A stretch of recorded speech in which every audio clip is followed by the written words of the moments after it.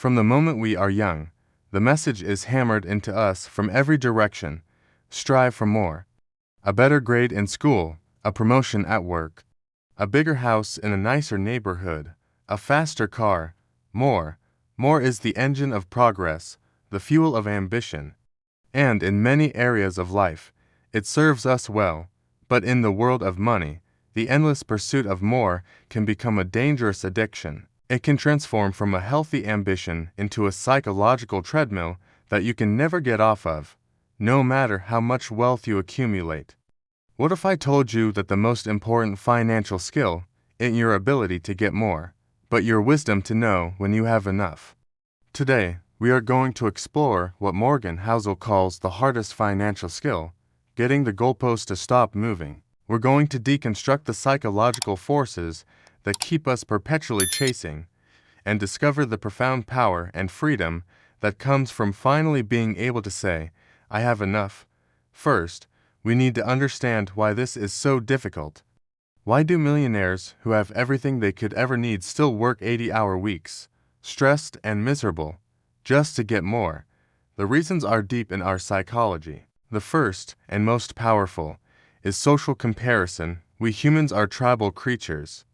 We don't have an internal meter for what it means to be rich. Our sense of wealth is almost entirely relative to the people around us. You could be a successful lawyer making $500,000 a year, but if you live in a neighborhood surrounded by investment bankers making $2 million a year, you can feel poor. Your reference point becomes your immediate circle, and the game becomes about keeping up. In the past, you compared yourself to your neighbors. Today, thanks to social media, you are comparing yourself to the highlight reels of millions of people around the world. You are seeing their new cars, their luxury vacations, their perfect homes. It creates an impossible standard, a constant feeling that you are behind, that what you have is not enough. The second force is the hedonic treadmill. Our brains are remarkably good at adapting to new circumstances. When you get a big raise or buy a new, nicer car, there is a genuine spike in happiness. But it's fleeting. Very quickly, that new car becomes just ...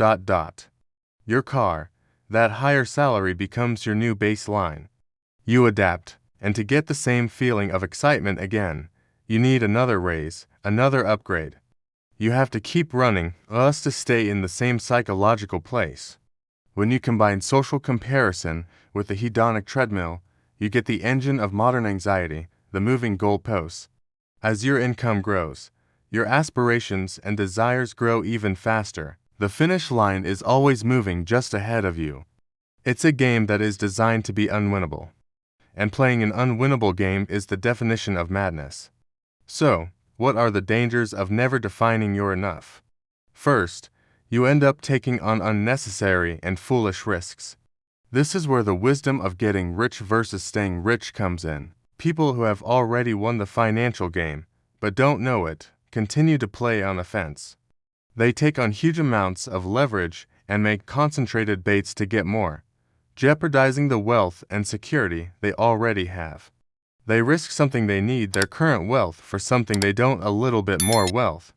Second, and more tragically, you sacrifice the things that are truly priceless. In the endless pursuit of more money that you don't need, you can end up trading away your health, your time with your family, your relationships, and your own peace of mind. The ultimate irony is giving up the things that actually create happiness in order to accumulate more of a resource that, beyond a certain point, has very little effect on it. So, how do we get off this treadmill? The solution is to consciously and deliberately define your own finish line. Framing enough is not about deprivation or a lack of ambition. It's the opposite. It is the gateway to real freedom. It's you defining what winning looks like, so you can have the wisdom to stop playing a game you've already won. Having enough means you have bought back your time. It means you can stop trading your life for incremental dollars you don't need. It means you have the freedom to pursue things that are meaningful to you, regardless of their income potential. Having enough is the only way to truly escape the grip of social comparison. When you know your number and have a plan to reach it, what your neighbor or some influencer on Instagram is doing becomes irrelevant. You are no longer playing their game, you are playing yours. So, how do you actually find your enough? First, define your ideal life in detail, not just in dollars. Don't start with a number, start with a vision. What does a perfect average day look like for you? Who are you spending it with? What activities are you doing that bring you genuine joy and fulfillment? Is it reading, hiking, volunteering, spending time with your kids? Be specific. The goal is to define the lifestyle first. Second, calculate the cost of that lifestyle. Once you have a clear vision, you can put a price tag on it. What is the annual income required to fund that perfect average day? Indefinitely, be realistic. Then, using a safe withdrawal rate, like the 4% rule, you can calculate your freedom number, the amount of invested capital you need to make that life a reality. This number is your enough. It's not a number from a magazine or from your neighbor's life. It's anchored to your own definition of a rich life. Third, practice active gratitude. The constant desire for more is a disease of the mind that is cured by appreciating what you already have. Make it a daily practice to recognize the abundance that already exists in your life, your health, your relationships, your skills. Gratitude is the most powerful antidote to the poison of social comparison. The modern world will always whisper, more, in your ear, from advertisements to social media. The entire economy is designed to make you feel like you are lacking something. The ability to plug your ears to that noise and calmly say to yourself, I have enough, is the ultimate financial superpower. It is the only way to get off the treadmill.